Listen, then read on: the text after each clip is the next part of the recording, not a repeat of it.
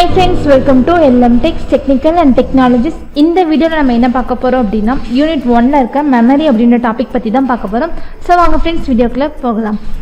So இப்போ memory அப்படிங்கறத நம்ம எதுக்கு யூஸ் பண்றோம் அப்படினா இத மெமரின்னு சொல்லலாம் இல்ல வந்து ஸ்டோரேஜ் அப்படினு சொல்லலாம் ஓகேங்களா. சோ ஒரு அமௌண்ட் ஆஃப் டேட்டாவை ஸ்டோர் பண்றதுக்கு நமக்கு தேவையான இடம் தான் பார்த்தா அப்படினா மெமரி இல்ல வந்து ஸ்டோரேஜ் அப்படிங்கிறது. சோ நமக்கு வந்து இது ஒரு டூ டைப்ஸ் இருக்கு. ஒன்னு வந்து மெயின் மெமரி, இன்னொன்று வந்து செகண்டரி மெமரி ஓகேங்களா. ஸோ மெயின் மெமரினா என்ன, செகண்டரி மெமரினா என்ன, நம்ம ஆல்ரெடி இதை பார்த்துருக்கோம். ஸோ இப்போ பார்க்க போகிறது என்ன அப்படின்னா யூனிட்ஸ் ஆஃப் மெஷர்மெண்ட்ஸ். ஸோ அதில் ஃபஸ்ட்டு ஒன் பார்த்தோம் அப்படின்னா பிட். ஸோ பிட் அப்படிங்கிறது பைனரி டிஜிட். இது வந்து நமக்கு எப்படி நம்மளோட டேட்டாவை ரெப்ரசென்ட் பண்ணோம் அப்படின்னு பார்த்தோம்னா ஜீரோஸ் அண்ட் ஒன்ஸாக தான் நமக்கு இது வந்து ரெப்ரசென்ட் பண்ணுறோம். தென் அடுத்து பார்த்தோம் அப்படின்னா பைட்ஸ். குரூப் ஆஃப் 8 பிட்டை தான் நம்ம வந்து ஒரு பைட் அப்படின்னு சொல்லுவோம். ஸோ இந்த ஒரு பைட் அப்படிங்கிறது ரொம்பவே ஸ்மாலான யூனிட். தென் அடுத்தது பார்த்தோம்னா நிபிள்.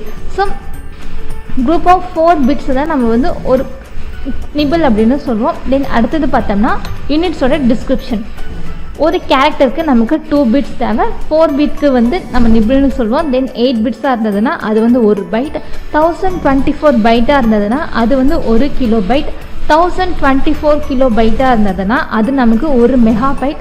1024 மெகா பைட்டாக இருந்தது அப்படின்னா அது ஒரு ஜிகா பைட். 1024 ஜிபியாக இருந்தது அப்படின்னா அது ஒரு டெராபைட். 1024 டெராபைட்டாக இருந்ததுன்னா அது ஒரு பீட்டாபைட். ஸோ இதுதான் ஃப்ரெண்ட்ஸ் யூனிட் அண்ட் மெஷர்மெண்ட்டோட டிஸ்கிரிப்ஷன். தென் இப்போ நம்ம அடுத்தது பார்க்க போது types of primary memory. So primary memory இல்லைனா இதை மெயின் மெமரி அப்படின்னு சொல்லலாம். ஸோ எதனால் அப்படின்னா இதில் இருக்க டேட்டாஸ் வந்து டெம்பரரியாக மட்டும்தான் நமக்கு இதில் ஸ்டோர் ஆகும் ஓகேங்களா. ஸோ இப்போ நம்ம கரண்ட்லி ஒர்க் பண்ணிகிட்ருக்கோம் பார்த்தீங்களா, அந்த ப்ரோக்ராம் இல்லைனா டாஸ்க்கு அதை பற்றின டேட்டா இன்ஸ்ட்ரக்ஷன்ஸ்லாம் டெம்பரரியாக இந்த ப்ரைமரி மெமரியில் தான் நமக்கு இது ஸ்டோர் ஆகிருக்கும். தென் இதோட டைப்ஸ் பற்றி இப்போ நம்ம பார்க்கலாம். ஸோ இதில் பார்த்தா அப்படின்னா ரேம், ரோம் அப்படின்னு இருக்குது. ஸோ ரேம்க்கு கீழே எஸ் ரேம், இன்னொன்று வந்து டி ரேம் அப்படின்னு இருக்குது. அடுத்தது பார்த்தோம்னா ரோம். ஸோ ரோமில் ஒரு 3 டைப் இருக்குது. ஒன்று வந்து ப்ரோம், இன்னொன்று இ ப்ரோம், இன்னொன்று வந்து டபுள் இ ப்ரோம். ஸோ இதை பற்றி தான் இப்போ நம்ம 1 by 1 பார்க்க போகிறோம். ஃபர்ஸ்ட் ஒன் பார்க்க போது ரேம், அதாவது ரேண்டம் ஆக்சஸ் மெமரி. இது ஒரு வோல்டைல் மெமரி. வோல்டைல் மெமரி அப்படிங்கிறது எந்த டேட்டாஸும் டெம்பரரியாக ஸ்டோர் ஆகுதோ அதை தான் நம்ம வந்து வோல்டைல் மெமரி அப்படின்னு சொல்லுவோம். ஸோ ரேம் அப்படிங்கிறது read and right memory.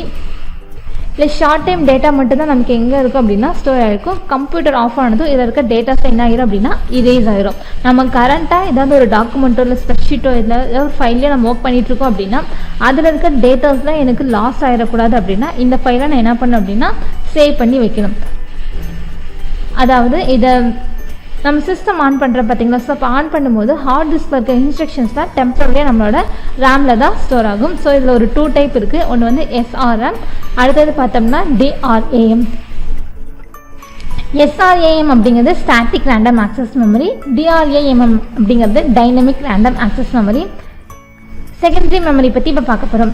So நம்மளோட டேட்டாஸ்லாம் பெர்மனெண்ட்டாக ஸ்டோர் ஆகணும் அப்படின்னா நம்ம வந்து செகண்டரி மெமரியில் ஸ்டோர் பண்ணி வைக்கலாம். எப்போ வேணும்னாலும் நம்ம இந்த டேட்டாவை என்ன பண்ணலாம் அப்படின்னா எடுத்துக்கலாம். ஸோ இது வந்து ஒரு நான் வோல்டைல் மெமரி. இப்போ நம்ம பார்க்க போகிறது ரோம், அதாவது ரீட் ஒன்லி மெமரி. இதுவும் ஒரு நான் வோல்டைல் மெமரி தான். இதில் இருக்க டேட்டாஸ் தான் நம்ம வந்து பெர்மனெண்ட்டாக ஸ்டோர் ஆகும். வென் நம்மளோட கம்ப்யூட்டர் வந்து நமக்கு பவர் ஆஃப் ஆனால் கூட நமக்கு இதில் இருக்க டேட்டாஸ் வந்து நமக்கு லாஸ் ஆகாது ஓகேங்களா. ஸோ அதில் இருக்க பவர் நமக்கு அதில் இருக்க டேட்டா நமக்கு எங்கே இருக்கும் அப்படின்னா அதுலேயே தான் இருக்கும். அடுத்தது பார்த்தோம்னா ப்ரோம். ஸோ இது வந்து ப்ரோக்ராமபிள் ரீட் ஒன்லி மெமரி. இதில் இருக்க டேட்டா இருக்குது பார்த்தீங்களா, ஒரு டைம் தான் எழுத முடியும். அதுவும் இல்லாமல் இது ஒரு நான் வோல்டைல் மெமரி தான். இதில் இருக்க டேட்டாஸை ஈஸியாக நம்மளால் சேஞ்ச் பண்ணவும் முடியாது, டெலீட் பண்ணவும் முடியாது. அடுத்தது பார்த்தோம் அப்படின்னா இப்ரோம், erasable programmable read only memory. இதுவும் ஒரு நான் வோல்டைல் மெமரி தான்.